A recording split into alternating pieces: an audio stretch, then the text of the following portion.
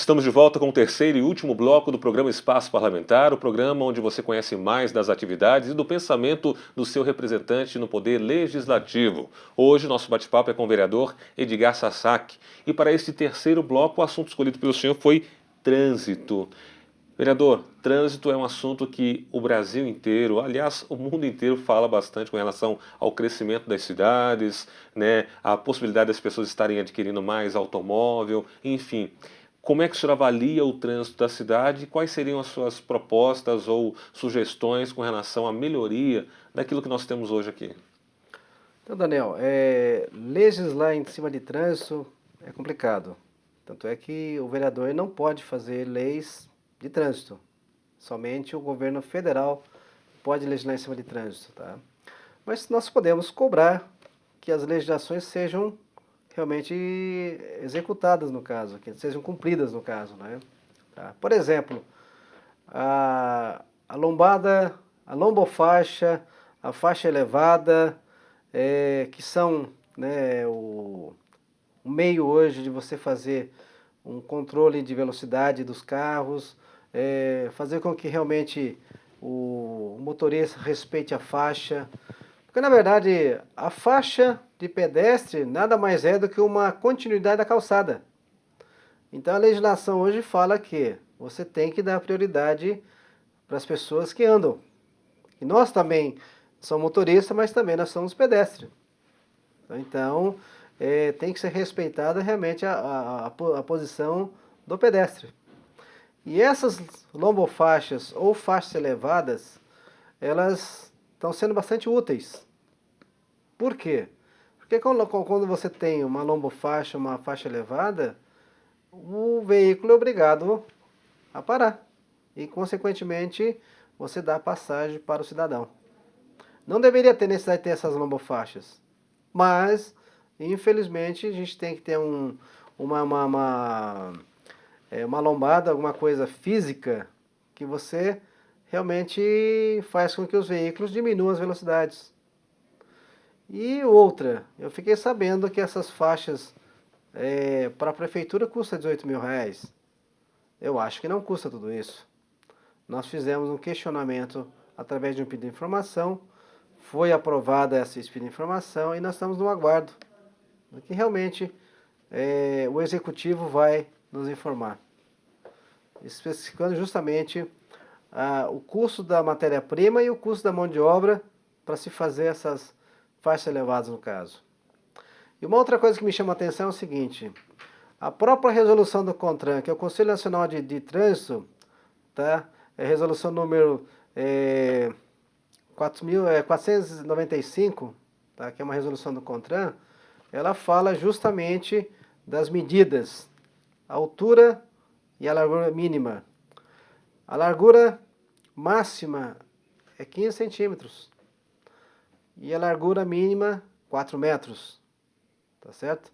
Então eu vejo que aqui na nossa cidade ainda não está sendo respeitada assim, as dimensões dessa resolução, a 495 no caso.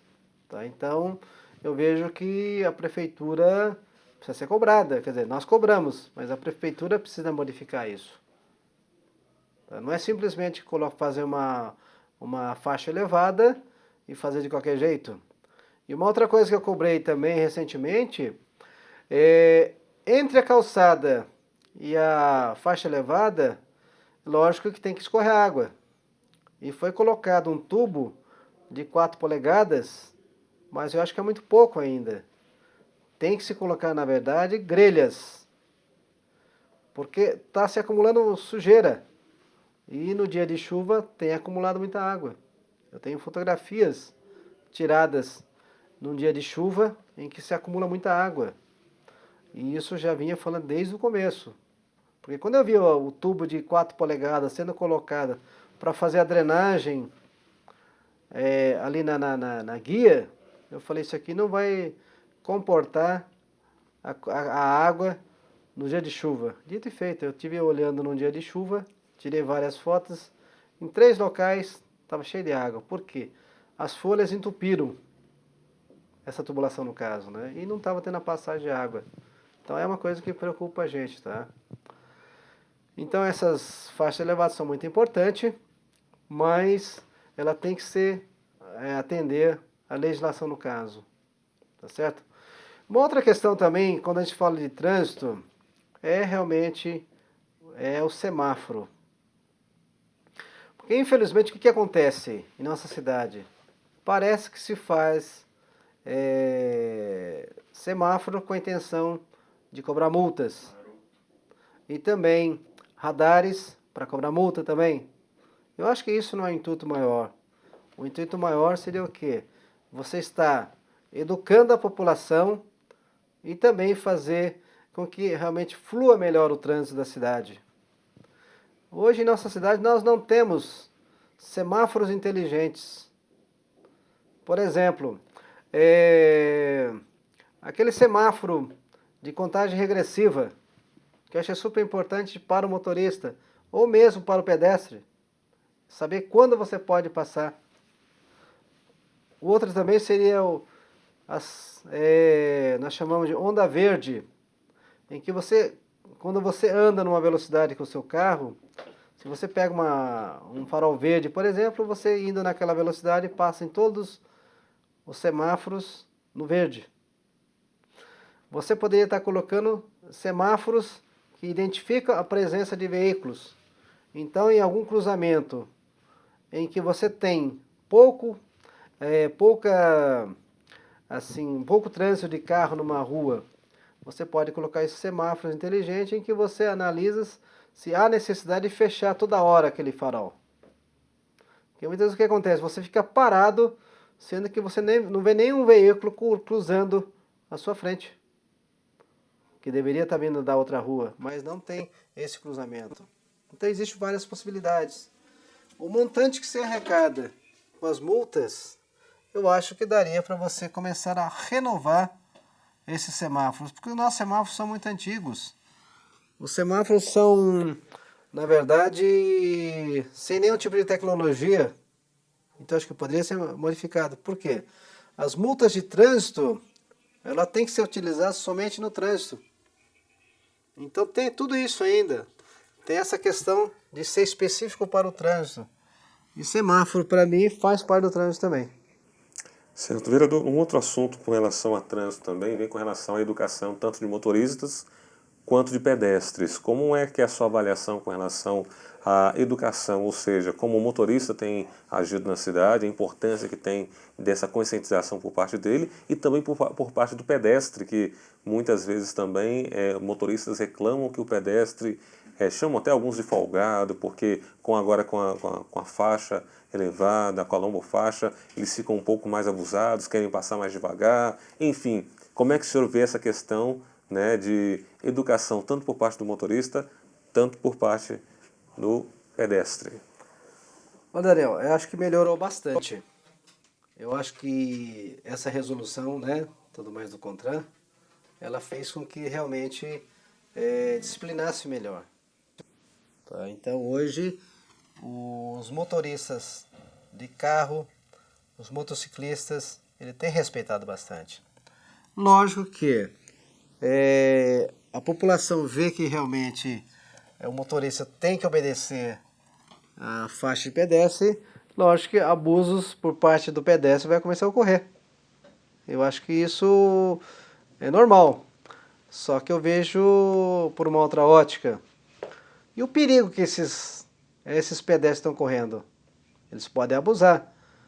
Mas se de repente existe também um motorista que não está muito atento, ele pode sem querer estar atropelando uma pessoa que está querendo abusar de uma situação no caso, né? Quantas vezes eu já vi locais onde não tem as faixas elevadas, só tem as faixas de pedestre, o carro para, mas vem o motoqueiro, ele não vê o pedestre, ele passa com tudo. Então eu vejo que é um perigo.